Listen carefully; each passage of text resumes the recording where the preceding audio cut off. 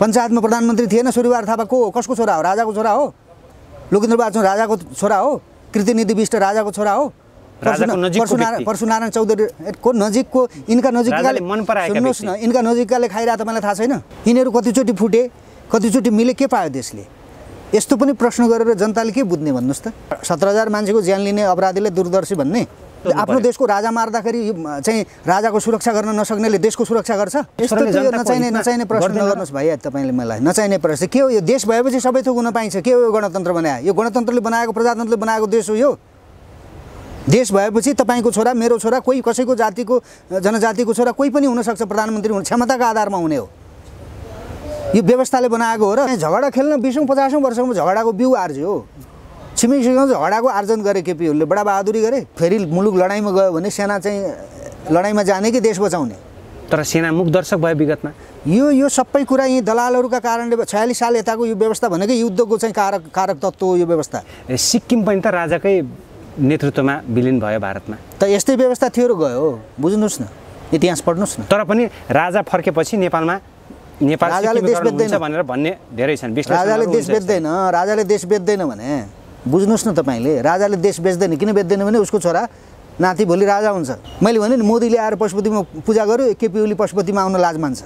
यस्ता मान्छेहरूको हातमा देश रहन्छ, राख्यो भने बाँच्छौँ हामी। अब सेना आउन दिउँ, विदेशी सेनाहरू आएर घेरा हाल्ने अवस्थामा पुग्न सक्छ। यही हालत भयो भने त विदेशी सेना आउँछ नि भाइ। यही हालत भयो भने विदेशी सेना आउँदैन। 1950 को हो सन्धिले नै यहाँ चाहिँ समस्या हुँदा बित्तिकै ऊ चिठी पठायो नि उताबाट। त्यहाँबाट हेर्दैछन् यता कालापानीतिर जमिन हाम्रो, केपी ओलीले नक्सा जारी गर्यो भनेर महान काम गरे ओलीले भन्दै हुनुहुन्छ नि तपाईँ। अनि उताबाट चिठी आयो कि यता नहेर्नु, त्यहाँबाट यता घुसपैठ गरेर नेपालीहरू आउँदैछन्, हामीलाई खबर गर्नु भनेर चिठी पठाइरहेको छ उसले। है त्यो त धम्की हो नि। नेपाली सेना विघटन गर्ने? शाहवंश त बाहिर गयो होला, के सेना पनि बाहिर हट्ने, के अर्कै भूगोलमा जाने? तर नेपाली सेना सार्वभौम छैन भनेर भनिन्छ नि। त्यस्तो भन्दिनँ म। स्वतन्त्र छैन त्यस्तो भन्न मिल्दैन। देश स्वतन्त्र छ, राख्नुपर्छ। दलालहरू नेपाली सेनामाथि प्रश्न चिन्ह खडा गरिन्छ। दलालहरू सबैतिर छिरेका छन्, स्वतन्त्र छ। अनिल योगी सर, हाम्रो नेपालको इतिहास गौरवताको गाथा बोकेको मात्र छैन। विभिन्न चरणमा हामी विदेशीबाट परिचालित भयो अथवा हाम्रा नेताहरू विदेशीको चङ्गुलमा फसे, देशलाई युद्धमा डोराए। विभिन्न समयमा नेपालमा अस्थिरता हाबी भयो, स्थायित्वको नाममा राजनीति नेपालमा धेरै भयो।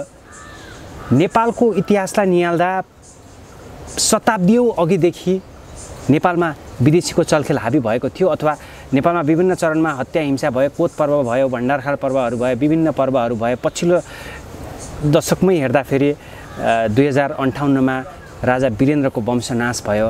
यो सबै अवस्थाबाट नेपाल कसरी गुज्रिन पुग्यो अथवा विदेशीको चङ्गुलमा नेपाल सुरुवातबाट अहिलेसम्म कसरी फस्दै आयो? शासक विवेकहीन भयो भने आफै मर्छ। शासक विवेकहीन भयो भने विदेशीले पनि मार्छन्। त्यही भएको कमजोर देशको समस्या त्यो भएर आफ्नो स्थिति मिलाउनु पर्यो पहिला। तर भीमसेन थापाकै पालादेखि नेपालमा विदेशी हस्तक्षेप त्यही यो शासन षड्यन्त्र गर्नेहरूको त्यसरी नै अन्त्य हुन्छ है।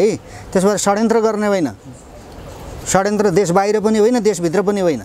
जनताप्रति न्याय गर्ने, आफ्ना धर्म संस्कृति सभ्यतालाई बलियो बनाउने, आफ्नो दुनियाँलाई कसरी जीवित राख्ने र आफू कसरी जीवित रहने भन्ने कुरा त्यो शासकको दिमागमा भर पर्छ। लम्पटहरू भएपछि आफै पनि मर्छन्, अरूले पनि मारिदिन्छन्। त्यसो भए उनीहरूले यो इतिहासमा अब पछाडि अब नेपाली अहिलेको दुनियाँ भनेको नेपाली दुनियाँ धेरै अगाडि गइसकेको छ। तर इतिहासबाट नै वर्तमानले पाठ लिनुपर्छ। ठिक छ, हामीले पाठ लियौँ राम्रा कामको होइन। केही नेपालीहरूले त राम्रो कुरा नेपालीहरूले सिकेको भए, सुनेको भए, बुझेको भए यो गति हुन्छ। यो नेता यस्ता नेतालाई पटक चाहिँ 46 देखि अहिलेसम्म त्यही केपी ओली, यही प्रचण्ड होइन, यही देउबा, अरू कोही मान्छे छैनन् देशमा। त्यो पार्टीभित्र पनि कोही पनि छैनन्। यिनीहरू बाहेक अरूले अगाडि आउन नहुने। त्यसमा यो चाहिँ जनताको समस्या पनि हो। जनताले बुझ्न नसकेर यस्तो भएको एक। र अर्को कुरा कस्तो भने यो व्यवस्था नै गलत छ। यो व्यवस्था नै यस्तो व्यवस्था हो, यो चोर डाका फटा ज्यानमारा त्यो हत्यारा जो पनि चाहिँ चुनावमा गएर पैसा खर्च गरेर नेता भएर आउने अनि प्रधानमन्त्री हुने, मन्त्री हुने, जे पनि हुन पाउने, त्यस्तो खालको व्यवस्था हो नि त्यो। त्यसो भएको हुनाले यो व्यवस्था नै हाम्रो लागि समस्या हो। यो व्यवस्थालाई चाहिँ हामीले फाल्नुपर्छ।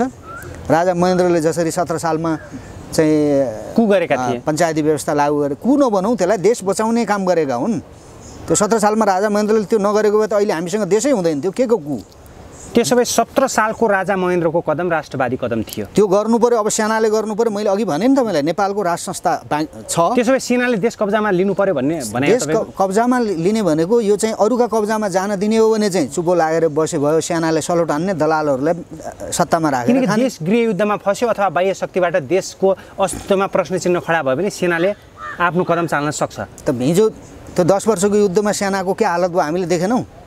तर सेना परिचालित भएको थियो भने भनिन्छ। अहिले सेनाको घेराइमा भोलि वीरेन्द्रको वंशनाश भयो। भोलि तपाईँको फेरि मुलुक लडाइँमा गयो भने सेना चाहिँ लडाइँमा जाने कि देश बचाउने, हरेक जातिभित्र लडाइँ गराउँदैछ। त्यसो भए 46 सालदेखि नै राजा वीरेन्द्रको वंशनाश गर्ने त्यो ग्रान्ड डिजाइन थियो। अब त्यतातिर नजाउँ, तिनीहरूलाई सोध्नुपर्छ यो कुरा। होइन, तपाईँले लामो समय पत्रकारिता गर्नुभयो। जो शासन सत्तामा थिए नि त्यो बेलामा, गिरिजा मरे, अरू को छन्, तिनीहरूलाई समातेर सोध्नुपर्छ यो कुरा। यो देशको राजा मार्ने को हो तैँले किन थाहा नपाइनेस् भनेर त्यो बेलाको सेनापति को हुन्, तिनलाई हातखुट्टा बाँधेर झुन्ड्याएर अनि सुली हालेर सोध्नुपर्छ, तैँले राजा मार्दाखेरि त किन बोल्नुहोस्, तैँले सुरक्षा किन गर्नुहोस् भनेर सोध्नुपर्छ त्यो बेलाको चिफलाई। त्यो बेलाको प्रधानमन्त्री को थियो, को थिए जिम्मेवार ठाउँमा, पुलिसको आइजिपी को थियो, तिनलाई हान्नुपर्छ कोर्रा। त्यसो भए गिरिजाप्रसाद कोइरालाको मन्त्रालयमा भएका आफ्नो देशको राजा मार्दाखेरि चाहिँ राजाको सुरक्षा गर्न नसक्नेले देशको सुरक्षा गर्छ। त्यसो भएको हुनाले मैले भनेको नेपाली जनता अब जाग्नु पर्यो है।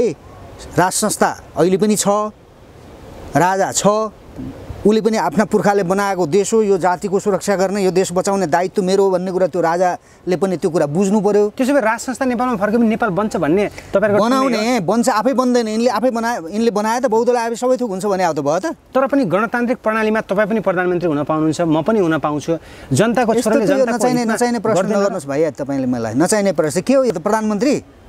त्यसपछि गणतान्त्रिक प्रणाली राणामा प्रधानमन्त्री थिएन, पञ्चायतमा प्रधानमन्त्री थिएन, सूर्यबहादुर थापा को हो, कसको छोरा हो, राजाको छोरा हो, लोकेन्द्रबहादुर राजाको छोरा हो, कृतिनिधि बिष्ट राजाको छोरा हो, परशुनारायण चौधरी को नजिकको, यिनका नजिककाले सुन्नुहोस् न, यिनका नजिककाले खाइरहेको तपाईँलाई थाहा छैन।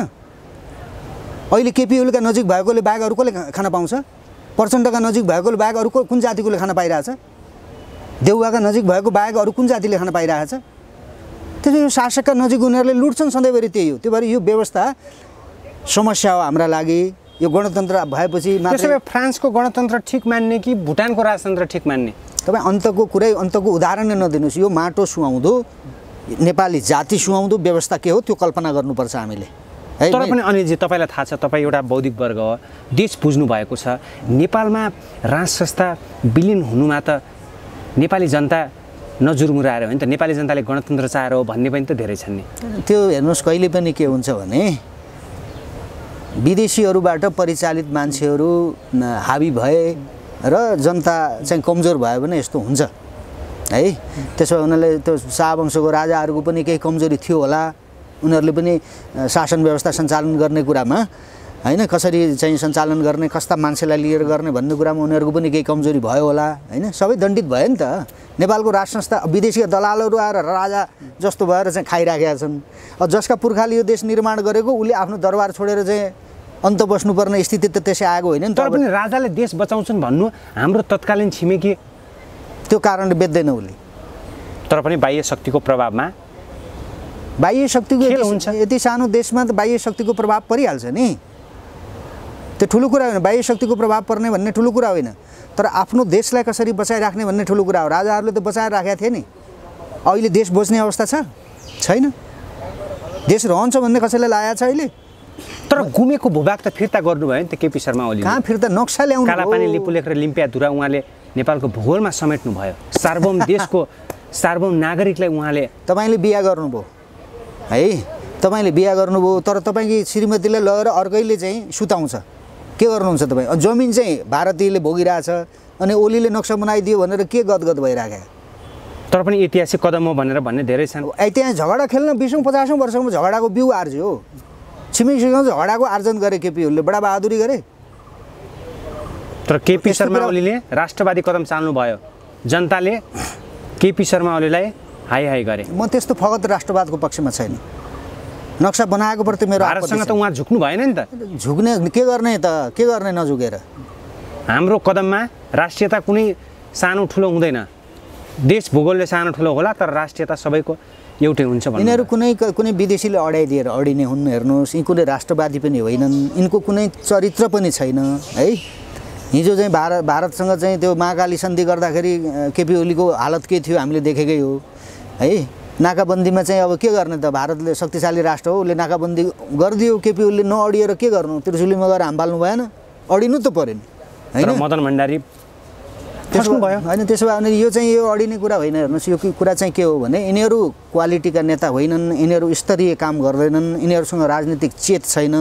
यिनीहरू चाहिँ आफ्नो स्वार्थपूर्ति गर्नका निमित्त यिनले जे गरे त्यसैमा यिनीहरू सन्तुष्ट छन् र यिनीहरूको अन्त्यको दिन यिनीहरूकै कर्मले आउँदैछ, हामीले केही गर्नु पर्दैन। यिनीहरूको अन्त्य यिनीहरूकै कर्मले हुँदैछ। त्यसो भए भर्खरै मात्र सत्तारूढ नेकपाभित्र देखिएको जुन पार्टीभित्रको पहिरो भुइँचालोलाई कतिपयले पार्टी फुट्छ, पार्टी सकिएको, अस्तित्व नामित हुन्छ भनेर भनिरहँदा पार्टी फुट्दैन भनेर शीर्ष नेताहरूले भन्नुभयो भनेपछि यो मिलन बिन्दुमा त आखिर आएरै छोडे नि त नेतृत्व वर्गहरू। त्यो मेरो चिन्ताको विषय होइन भने त्यसले देशलाई केही पनि फाइदा हुँदैन, जनतालाई केही पनि फाइदा हुँदैन। यस्तो प्रश्नको मसँग उत्तरै छैन। त्यसो भए 5 वर्षको चोरहरू दलालहरू ज्यानमाराहरू मिले पनि के फाइदा, फुटे पनि के फाइदा देशलाई जनतालाई।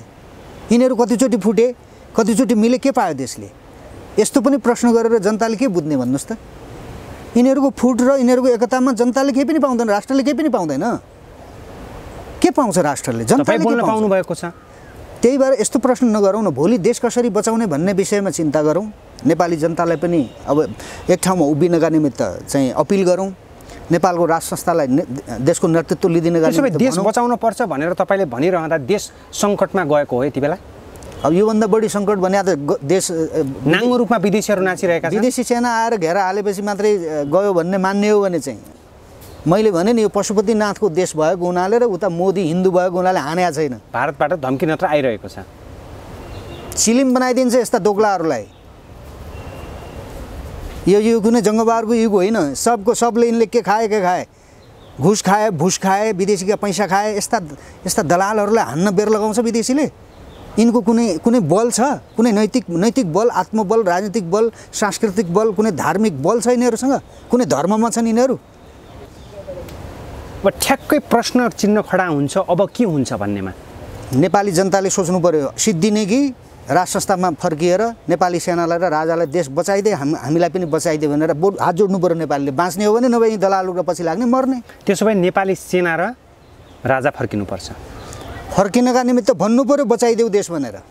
हाम्रो जाति पनि बचाइदेऊ, हाम्रो धर्म संस्कृति पनि बचाइदेऊ, जनता अनुकूल भएर शासन गर, हामीलाई घाँस बाँस कपास रोजगार शिक्षा के हुन् ती सारा कुरा हामीलाई यही देशभित्र थितिर विधि मिलाइदेऊ। यी दलालहरूबाट अब यो देश नजोगिने भयो, हाम्रो धर्म पनि नरहने भयो, हामीले कर्म गरेर पनि खान नपाउने भयौँ भनेर भन्नु पर्यो जनताले। त्यो नभन्ने भए यी दलालहरूका पछाडि लाग्ने, मर्ने, लड्ने, मर्ने। पूर्व राजा ज्ञानेन्द्र नेतृत्व दिनको लागि तयार हुनुहुन्छ? जनताले भनेपछि गर्नुपर्छ शाहवंशले। त्यो परम्परा हो उहाँहरूको। होइन, यहीमा उहाँ रमाउन चाहनुभयो भने अब त्यो त उहाँलाई नै सोध्नुहोस्। म चाहिँ आउनुपर्छ देश बचाउनका निमित्त। राज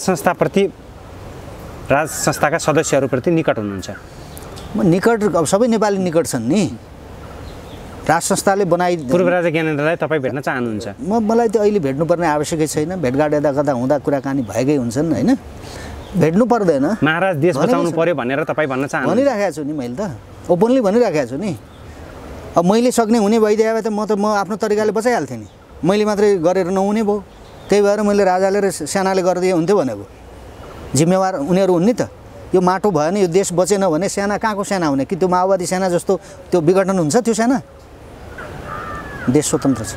अब यति बेला प्रचण्डको अवस्था कस्तो छ तपाईँ कस्तो देख्नुहुन्छ? छोडिदिनुहोस् त्यस्तो। मलाई त्यो त्यस्ता मान्छे अहिलेको विषय नै यही हो नि त, सत्तारूढ नेकपा भित्र। त्यो कसैका लागि, मूर्खहरूका लागि हुन् के? ती नजरमा छन् मूर्खहरूको लागि। मेरा लागि ती कोही पनि होइनन्। दूरदर्शी नेता भन्छन् प्रचण्डलाई। 17,000 मान्छेको ज्यान लिने अपराधीले दूरदर्शी भन्ने? यस्तो कुरा नगर्नुहोस् न भाइ। ठ्याक्क अन्तिममा छौँ सर, जाँदा जाँदै विश्व दुनियाँमा फैलिएका सम्पूर्ण नेपालीहरूलाई तपाईँ भन्न छुटेको केही छ? देश बचाउँ, धर्म संस्कृति आफ्ना सभ्यतालाई बचाउँ, राज संस्थालाई र नेपाली सेनालाई शाहवंशले बनाएको सेना हो त्यो है, उसले छोडेको छ। उसको पनि मानमर्दन भएको छ। शाहवंशको नेतृत्व अभिभावकत्व शाहवंशले लिदियोस् र नेपाली जातिले एक ठाउँमा बसेर यो देश बचाउने, विदेशीहरूको थिचुमिचुबाट मुक्त राख्ने है।